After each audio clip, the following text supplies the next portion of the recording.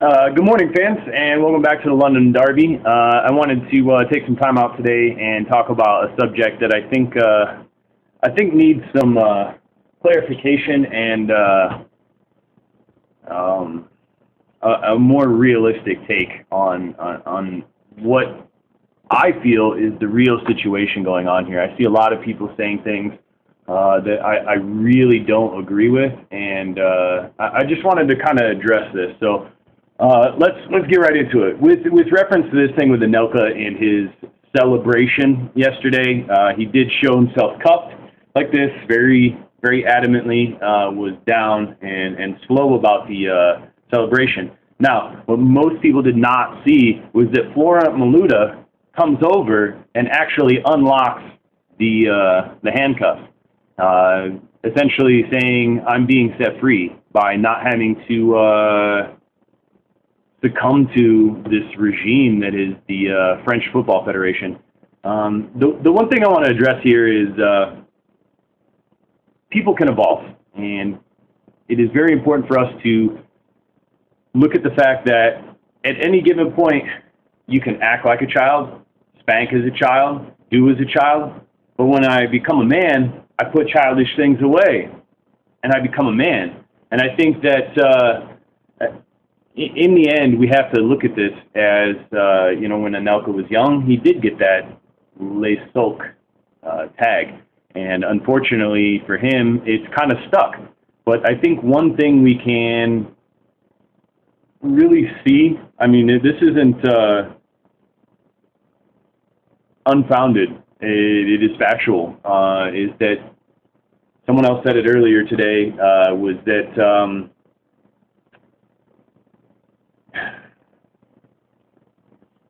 that since he's come to England, he has done a much better job of being in control of himself and really being happy as a player. Now, I think that what you have to realize in modern football when it comes to specific players is that there are certain players who are specifically really well-rounded at performing certain things on the field. I think a prime example that how things can get kind of bent or misconstrued or misunderstood or whatever is, for example, Lionel Messi.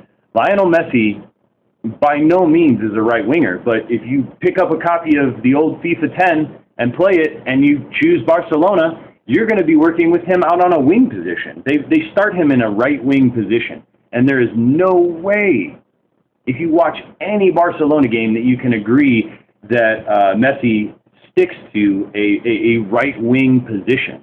He's all over the field. He's very busy. He drives through the middle, creates passing, and is an amazing player. Now, let's go back to this Anelka thing.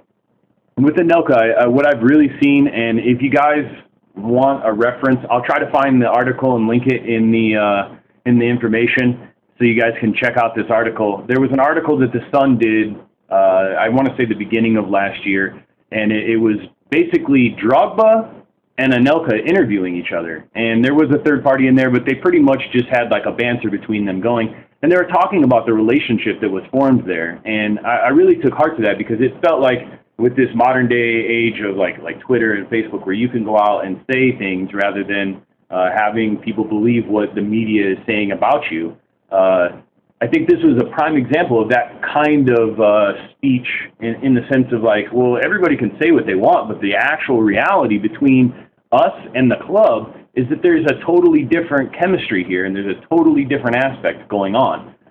And I think that this really needs to be addressed because I've seen the professionalism out of him. Let's look at this. When Drogba was hurt a couple years back, and we needed somebody to take on the reins and really do something well, Anelka stepped up and went straight into that lead striker role. But if you go to this article on The Sun, which I said I will try to dig it up and link it, he admits to not ever really wanting to be the lead striker in any formation. He doesn't want to be the guy up front. He wants to be the guy that can roam in what I would call, I guess, the red zone, or the forward attacking third.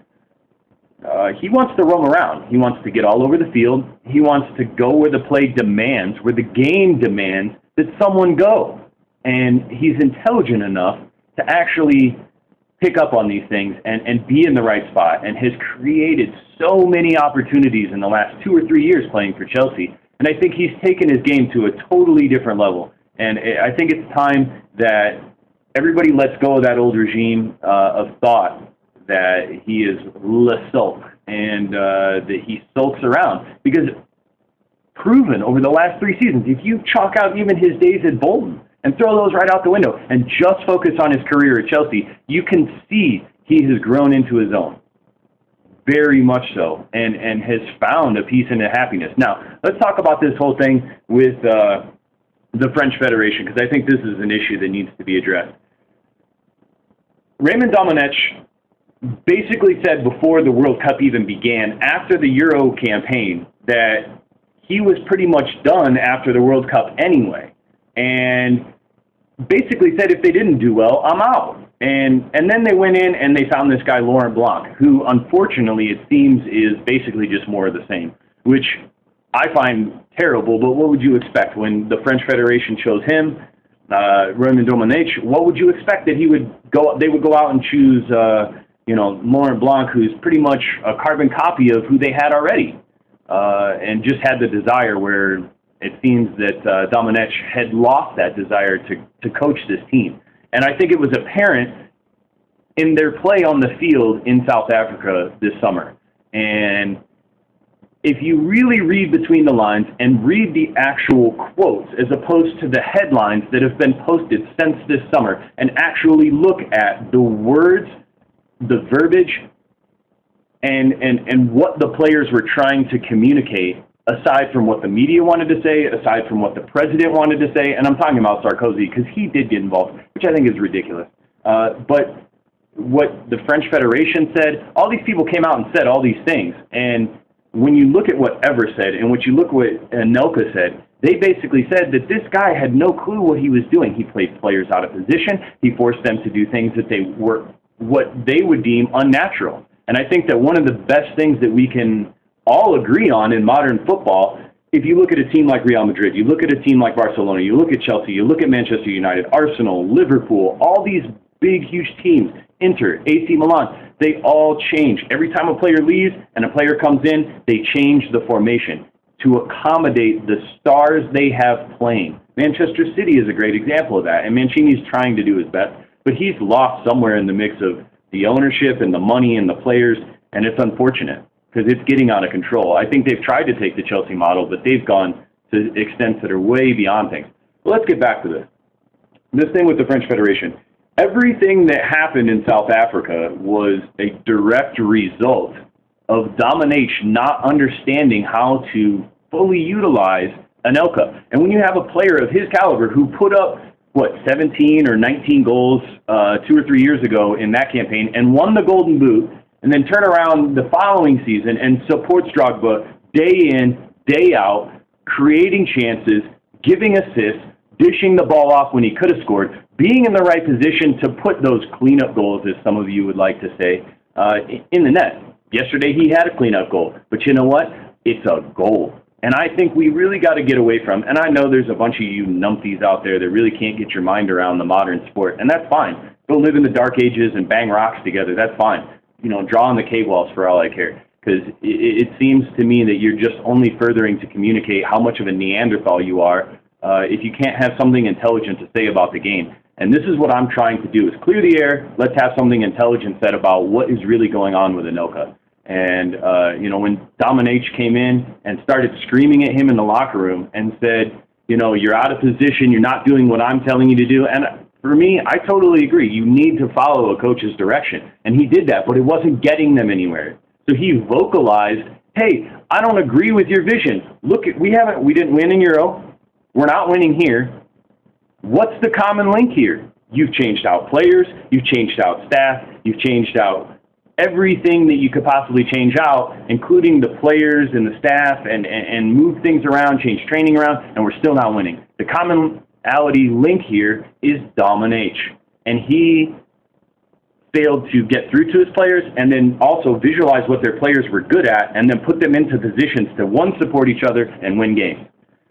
So he destroyed the team chemistry, and no one really wanted to even play for this guy anymore because they knew after they lost the first 2 games, this guy's gone in a week anyway. So why am I going to put my heart and soul on the field for this guy, let alone the country, okay? When you have poor, misguided, and misunderstood leadership where no one's relating and the chemistry is not vibing and bringing things together like this and making everything gel on the pitch during the game, it destroys it. And it was already destroyed. So Anelka just vocalized what everybody else was already thinking. And I really think that we have to get away from this whole crap and being mad at Anelka for his action when he was speaking up and saying what everyone else was saying. And the fact that the entire French team chose to strike the exact morning after, the very following morning, shows that all the players were unified in this feeling of like, this guy has no idea what the hell he's doing. Bottom line, plain and simple. Rewind the video and watch what I just said again in case you didn't understand it, because unless you grasp those points, you really can't speak on this issue. And the other thing I want to address here is everybody else is saying on SoccerNet today that, Anelka is the horrible person here and that he can't joke, and because it's in the past, then let it go. Just because it's in the past doesn't mean we can't joke about it. How many times do you sit around with your friends and joke about some dumb girl or some crazy night you had or some trip to Vegas or some crazy thing that happened to you or some funny thing that happened to one of your friends or whatever, and you tell jokes about it? It's his way of, showing what he feels about it to the public stage. It wasn't like he came over and ran up and put the middle finger up to the camera. So all I have to say to anybody who wants to hate on this situation is get over yourself and move on to another subject, because this is ridiculous. I laughed at it. I laughed at it when I saw it during the game. I laughed at it when I see what you guys have to say. I just wanted to clear it up. This is my take. Leave me a comment. Give me the thumbs up if you like what I had to say. Subscribe in the bar up above if you like what we're doing here at the London Derby. You want to be a part of it, email me at thelondonderby@gmail.com. Peace.